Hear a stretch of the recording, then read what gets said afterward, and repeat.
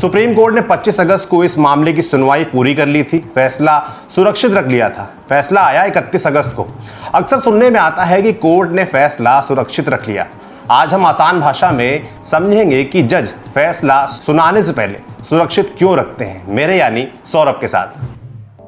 सबसे पहले फैसला सुरक्षित रखने का मतलब क्या है। केस में दोनों पक्षों की दलीलें अदालत में पेश हो चुकी हैं। दोनों पक्षों ने अपनी दलीलें अदालत को सभी तथ्यों के साथ लिखित में उपलब्ध करा दी हैं। अदालत ने दोनों पक्षों की सुनवाई कर ली है। जज ने मामले में फैसला ले लिया है।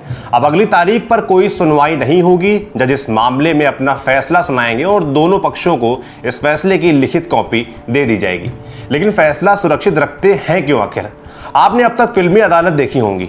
सारे गवाहों और सबूतों के मद्देनजर अदालत इस नतीजे पर पहुंची है कि इसके आगे फिल्मों में फैसला सुना दिया जाता है, लेकिन असल अदालतों में ऐसा नहीं होता। क्यों? इसकी वजह है महीनों या बरसों तक चली लंबी सुनवाई में पेश की गई तमाम दलीलें और उनकी सच्चाई पता करना। जिस दिन अदालत में दोनों पक्ष अपना फाइनल आर्ग्यूमेंट रखते हैं, उस दिन तक उनकी हर बात जज के बगल में बैठे स्टेनोग्राफर टाइप करते हैं। मामले में पुलिस या अन्य जांच एजेंसियों की रिपोर्ट, गवाहियां और पक्षों के बयान, इन सब का मिलान करना होता है। जज को पूरा कानून रटा नहीं होता। जिस एक्ट या सेक्शन की बात आखिरी सुनवाई में की जाती है, उसे चेक भी करना होता है। तो इसमें दिक्कत क्या है? उनसे पूछा गया कि जब जज ने फैसला करने का मन बना ही लिया है, तो 10-5 दिन या महीना भर फैसला सुरक्षित रखने का क्या मतलब है। बरसों तक कोर्ट के चक्कर लगा चुके दोनों पक्षों को उसी दिन फैसला सुना दिया जाए। एडवोकेट विजय लक्ष्मी बताती हैं, पहली बात, हर केस में फैसला सुरक्षित नहीं रखा जाता। ये जज की तैयारी पर निर्भर करता है। जिन मामलों में जज फैसला सुरक्षित रखते हैं, उनमें सबसे बड़ा कारण होता है फैसले की कॉपी, यानी सारा फैसला लिखित में होना। जिस तरह से अदालत को वकील अपनी सारी दलीलें, गवाहियां, बयान वगैरह लिखकर उपलब्ध कराते हैं, वैसे ही फैसला भी लिखित में आता है। कई महीनों या बरसों तक चले केस में फैसला 2 लाइन या 1-2 पेज में नहीं आता। कई बार ये सैकड़ों या हजारों पेज में होता है। जज फैसला तो देते हैं, लेकिन फैसले की वजह भी बताते हैं।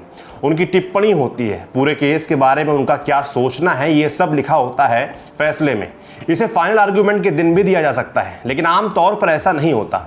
आपने दलीलें सुन ली, अब आप उस केस के फैक्ट पढ़ेंगे और सोचेंगे कि जो फैसला तय किया गया है वो कानून के मुताबिक पूरी तरह से सटीक है या नहीं। इस फैसले को लिखने में समय लगता है। अब दूसरी चीज की, अक्सर लंबी सुनवाइयों में वकील एक दूसरे के तर्क को बड़ी अदालतों में दिए गए पुराने फैसलों से काटते हैं। जैसे अगर डिस्ट्रिक्ट कोर्ट में कोई मामला चल रहा है, तो वकील सन 1997 में हाई कोर्ट का कोई फैसला पढ़कर आते हैं और उसे कोट करते हैं कि इसी तरह के मामले में फलानी हाई कोर्ट ने तो इस बात पर यह कहा था, ये फैसला दिया था। ऐसे कई फैसले कोर्ट किए जाते हैं। दूसरे पक्ष का वकील कोई और फैसला पढ़कर अदालत में आता है और कहता है कि लेकिन इस हाईकोर्ट के फैसले को भी ध्यान में रखना होगा।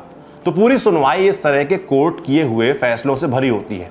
जज को उन फैसलों को घर जाकर पढ़ना होता है कि वो फैसले किन परिस्थितियों में दिए गए। आमतौर पर छोटी कोर्ट अपने से बड़ी अदालत की उसी तरह के केस में दिए गए फैसले के खिलाफ नहीं जाती, और अगर जाती भी है तो जज के अपने मजबूत तर्क होने चाहिए। डिस्ट्रिक्ट कोर्ट और हाई कोर्ट में तो सुप्रीम कोर्ट के फैसले कोर्ट किए जाते हैं, लेकिन सुप्रीम कोर्ट में सुप्रीम कोर्ट के ही पुराने फैसले कोर्ट किए जाते हैं। इसलिए जज को फैसले की फाइनल कॉपी बनवाते समय जिरह में उठे इन सवालों के जवाब देने होते हैं। इस तरह से फैसले आमतौर पर सैकड़ों पेज से लेकर हजारों पेज तक होते हैं। अब इतना जान लिया है तो एक और ज़रूरी चीज़ समझ लीजिए। कई बार हम कोर्ट के ऑर्डर को भी जजमेंट मान लेते हैं, लेकिन इन दोनों में एक बारीक फ़र्क होता है। कोर्ट हर सुनवाई पर केस में कोई भी ऑर्डर दे सकती है, जैसे गवाहों की सुरक्षा सुनिश्चित कराई जाए, लेकिन ये फैसला नहीं होता। हो सकता है कि आखिरी सुनवाई में दिया गया ऑर्डर ही बाद में जजमेंट में सुना दिया जाए, लेकिन कोर्ट ऑर्डर जजमेंट ही होगा ऐसा नहीं है। जजमेंट दोनों पक्षों को लिखित में कोर्ट की सील मुहर लगाकर ही मिलता है। लिखित फैसलों की क्या अहमियत होती है, ये भी समझ लीजिए। एडवोकेट विजय लक्ष्मी बताती हैं कि सुप्रीम कोर्ट में एडवोकेट ऑन रिकॉर्ड AOR का एग्जाम होता है। सुप्रीम कोर्ट में अपने नाम से प्रैक्टिस करने के लिए एडवोकेट को ये एग्जाम पास करना होता है। इसमें देश भर की तमाम अदालतों के दिए गए 40 से ज़्यादा फैसले पढ़ने होते हैं। हर फैसला तकरीबन 1000 पेज का होता है, मतलब 40,000 से ज़्यादा पेज। तब माना जाता है कि आपको न्याय के मूल आधार समझ आ चुके हैं। जिन फैसलों से देश भर की न्याय व्यवस्था आने वाले समय के लिए तय होती है, उन्हें यूं ही नहीं लिखा जा सकता। एक फैसले के साथ जज का भी नाम जुड़ा होता है। फैसला आने के बाद तमाम लोग उसे स्टडी करते हैं, इसलिए जज पूरी कोशिश करते हैं कि उनके तर्क कानून सम्मत और न्याय संगत हों। इसलिए फैसला लिखने में अक्सर देर हो जाती है। शॉर्ट में समझे तो फैसले इसलिए सुरक्षित किए जाते हैं जिससे वो आने वाले समय में सही मायनों में सुरक्षित रह